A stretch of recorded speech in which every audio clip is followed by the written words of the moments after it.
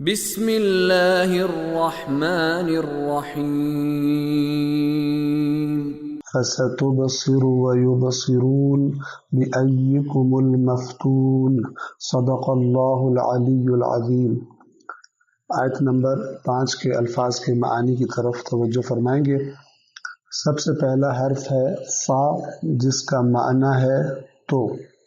جیسے ہم کہتے ہیں میں نے اس سے کہا تو اس نے یہ کام کیا، فا یعنی تو۔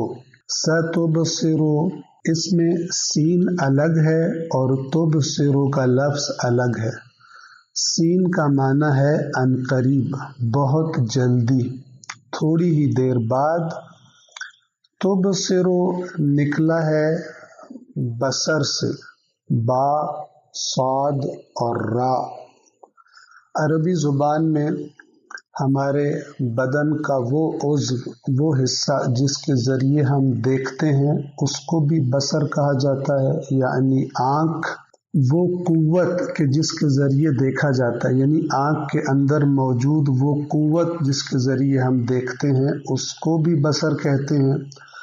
اور تیسرا معنی بصر کا انسانی قلب، یعنی انسان کے اندر کا وہ مرکز جہاں سے انسان سوچتا ہے، جہاں ساری انفارمیشن اور معلومات اکٹھی ہوتی ہیں اور ان کا تجزیہ اور تحلیل کرنے کے بعد انسان کسی چیز کو کرنے یا نہ کرنے کا ارادہ کرتا ہے۔ اس انسانی جسم کے مرکز کو، سوچوں کے اور فیصلوں کے سینٹر کو قلب کہا جاتا ہے، قاف 2 نقطوں والا، لام اور با۔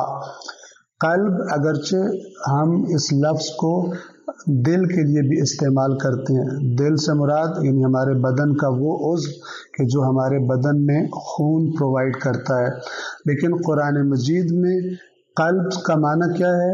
انسان کی سوچوں اور فیصلوں کا سینٹر اور مرکز۔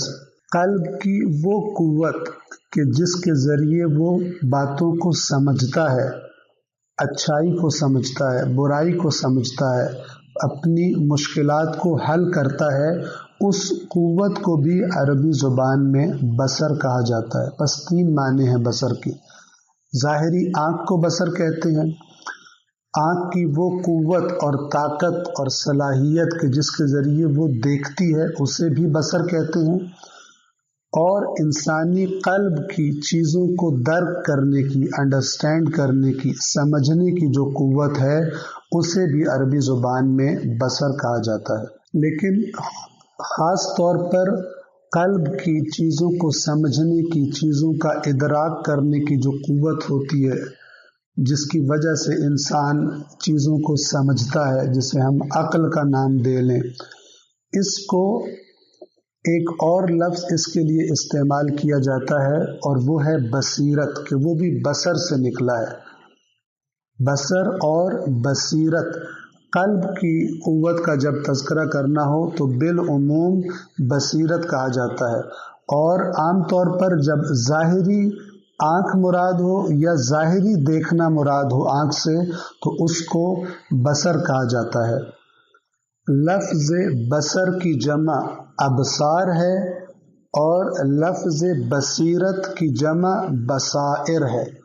ابصار یعنی ظاہری دیکھنے والی آنکھیں یا ظاہر کی چیزوں کو دیکھنے والی قوت، اور بصائر جو بصیرت کی جمع ہے، اس کا معنی ہے کہ انسان کی عقل اور اندر سے چیزوں کی حقیقت کو سمجھنے والی قوت، جسے بصیرت کہتے ہیں۔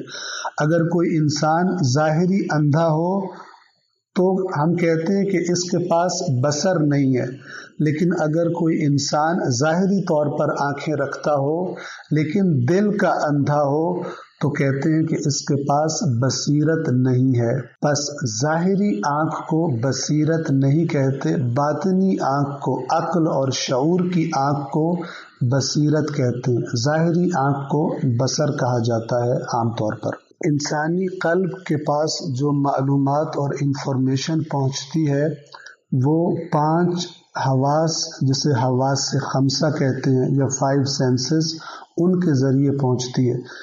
या किसी चीज़ को चखने से, या किसी चीज़ को सूंघने से, या किसी चीज़ को टच करने से, लम्स करने से, या किसी चीज़ को सुनने से, और या किसी चीज़ को देखने से।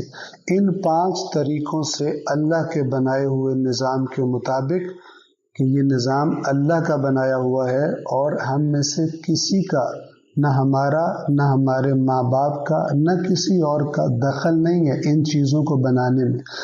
इस इंतहाई खूबसूरत निज़ाम के मुताबिक और मुनज़्ज़म निज़ाम के मुताबिक ये 5 क़ुव्वतें हमारे क़ल्ब को, उसका नाम आप ब्रेन रख लें, दिमाग रख लें, सोचों का मरकज़, जहाँ इंसान अपनी मिली हुई मालूमात को उनकी कैटेगरीज बनाता है, उनका तज्ज़िया करता है, उनको एनालाइज करता है और फिर उनकी रोशनी में फ़ैसला करता है।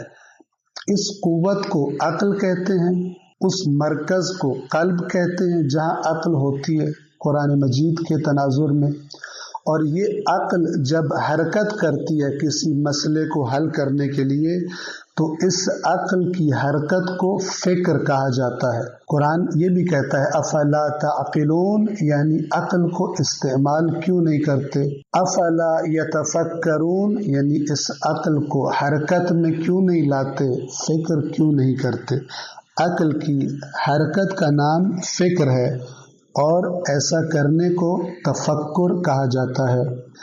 अल्लाह ने ये सारी क़ुव्वतें इंसान को दी हैं और ख़ास तौर पर अक्ल देकर इंसान को बाकी तमाम मखलूक़ात से अशरफ और बाफ़ज़ीलत बनाया है। और अगर इंसान उस अक्ल को इस्तेमाल करके अल्लाह तक न पहुँचे और अल्लाह के अहकाम पर अमल न करे, तो फिर कुरान की ज़ुबान में उस इंसान में और हैवान में कोई फ़र्क नहीं रहता, बल्कि कुरान कहता है कि हैवान से भी बदतर हो जाता है इंसान, इसलिए कि इंसान, हैवानों को अल्लाह ने अक्ल नहीं दी। अगर इंसान अपनी ख्वाहिशात को हटाकर, अपनी एफिलिएशंस को हटाकर, अपने रिश्तों को हटाकर, अपने जज्बात को हटाकर अक्ल को खालिस करके उसे फैसला करने दे, तो अक्ल सही फैसला करती है। और इन चीज़ों की ज़द में आकर अक्ल फिर गलत फैसले करने लगती है कि इंशाअल्लाह हम मज़ीद इसको बयान करेंगे। वस्सलामु अलैकुम वरहमतुल्लाहि वबरकातुहू।